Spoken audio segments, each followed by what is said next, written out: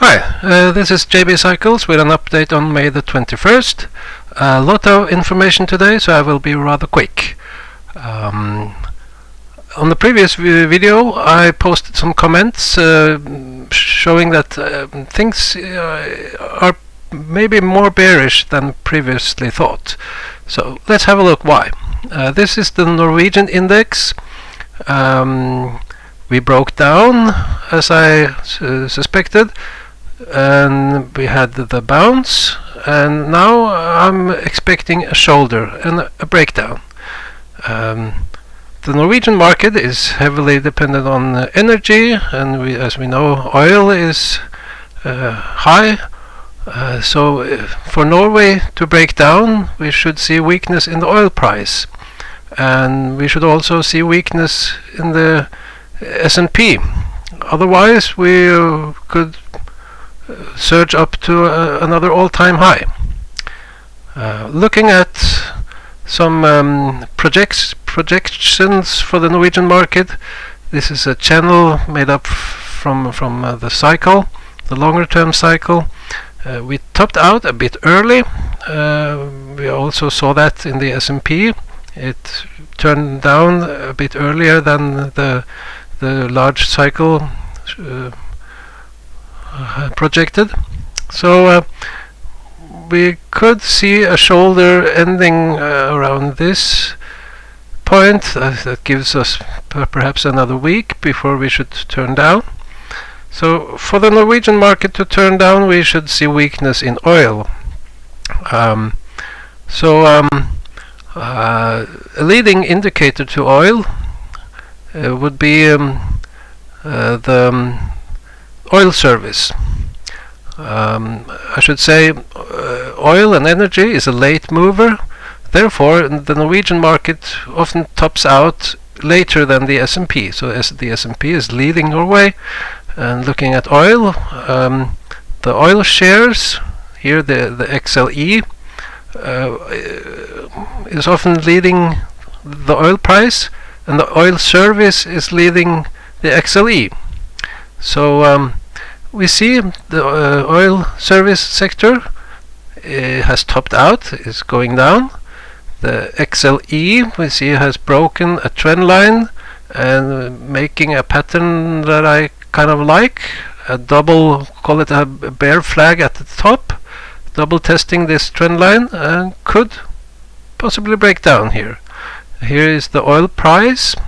We are in this box going sideways and looking for perhaps a breakdown here, going down to the lower point in this box. So what could make the oil price go down? It could be the general weakness in the markets just pulling it down. It could be something positive in the Ukraine and some relief that could take the oil price down, but I'm not expecting that, because that would be bullish for the S&P. And if oil price goes down, less inflation, and that could also be bullish for the S&P. So I would rather expect this to be perhaps related to some liquidity problems, and that something breaks in the market.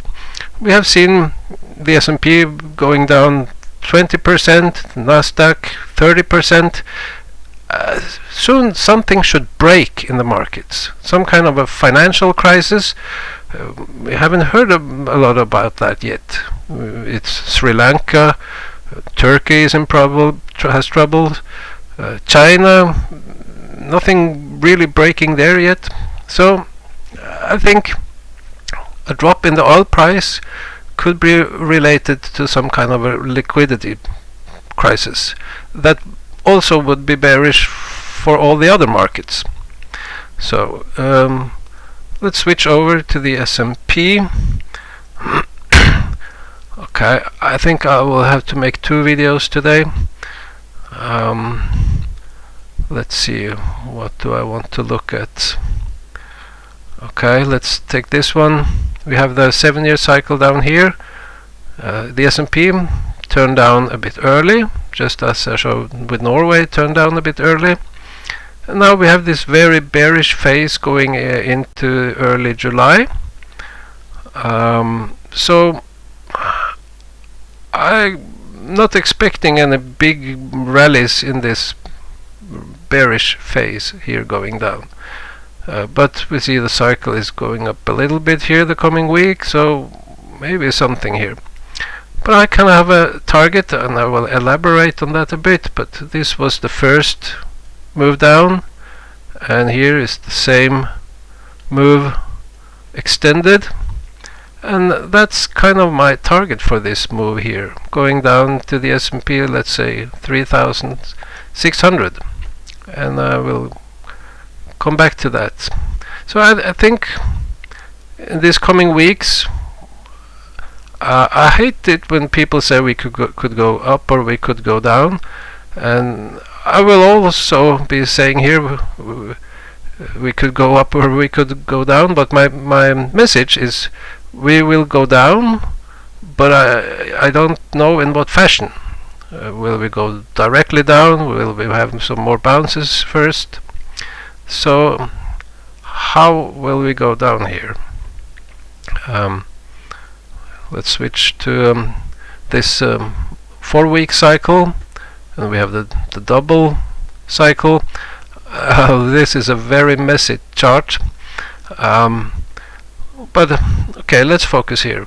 We had this bullish phase in this 4-week cycle, and I said we should really not, it would not be good for markets if we see sabotage of this, and that's exactly what we got.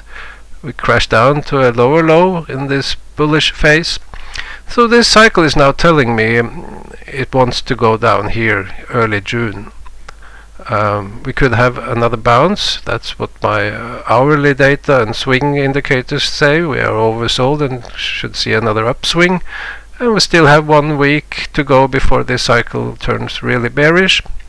So we could have another bounce and then go down to reach this target. We could also see an inversion of cycles. If we get up here and start to make some bullish breakouts here, getting some breaking these trend lines and so on, we could have a cascade of buying signals in this bearish phase, and the buying signals will then override the cycle, and we could go up to the next cycle high, and typically have a target around the 50-day moving average. Here shown as the 70-day moving average, because this is calendar days. So either we go down directly, we have a bigger bounce and should go down to this target, and when this target is reached, we could have this larger summer rally going up to the 200 MA before we have the crash in the fall. Down here I have the general 7-year cycle showing the directions.